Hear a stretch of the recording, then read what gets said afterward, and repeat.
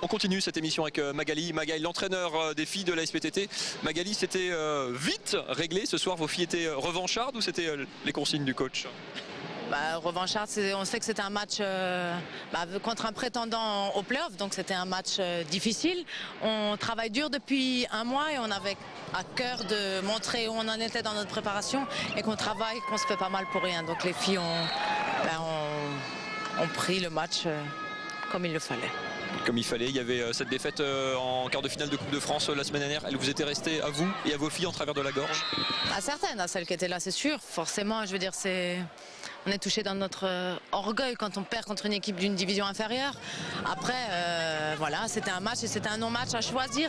Le non-match de l'année où il y en a toujours un ou deux, si c'était en Coupe de France là, eh ben voilà, c'est fait, c'est fait. Maintenant, on n'a plus qu'à se concentrer sur le championnat et sur la Coupe d'Europe. Donc voilà, ça fait encore beaucoup de matchs. Le championnat est long et nous, il faut qu'on continue à avancer et qu'on soit prête le 23 février. Vous aviez laissé des filles au repos pour ce match. Ça veut dire aussi que Mulhouse, dans l'état actuel des choses, n'a pas les moyens de jouer sur les trois tableaux en même temps. C'est dur. C'est dur. On aurait les moyens. Après, je veux dire, il faut vraiment faire des choix. Je veux dire, c'est entre deux matchs de Coupe d'Europe. Est-ce que c'est bien d'aller jouer 2 jours après un match de Coupe d'Europe au Canet, à Cannes ou à Istres?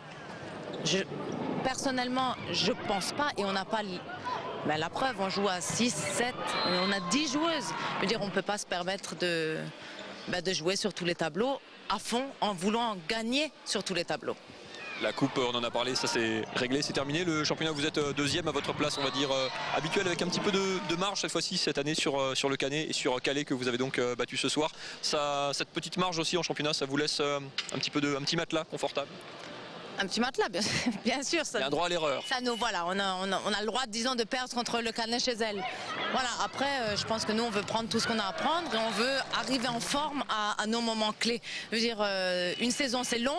Il y a des périodes de doute où là, pour nous, des fois, c'était pas facile quand elles ont des courbatures, elles ont mal partout, elles ont des trucs qu'on essaye de changer, de travailler. Je veux dire, il faut que nous, on soit prêts et on se prépare. Et ces 8 points, finalement, c'est peu.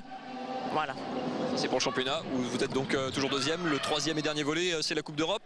Donc on en parlait avec Nari Bachevski tout à l'heure. Vous allez jouer dans une Coupe d'Europe peut-être plus accessible pour Mulhouse? Plus accessible en quart de finale, oui. Parce qu'après, si on gagne ce match, si on gagne ce quart de finale, on risque de rencontrer le Bergame. Donc ex-champion d'Europe de la Champions League de l'année dernière. Donc je veux dire, c'est pas rien. Mais après, pour nous, c'est nouveau, quoi. On rentre en quart de finale. Enfin, on a avancé par rapport aux 4 années précédentes. Donc si on peut aller accrocher une demi-finale ou pourquoi pas une finale de Coupe d'Europe, on va pas s'en priver. Merci beaucoup Magali. Et puis on reviendra évidemment le 23 pour ce match de Coupe d'Europe.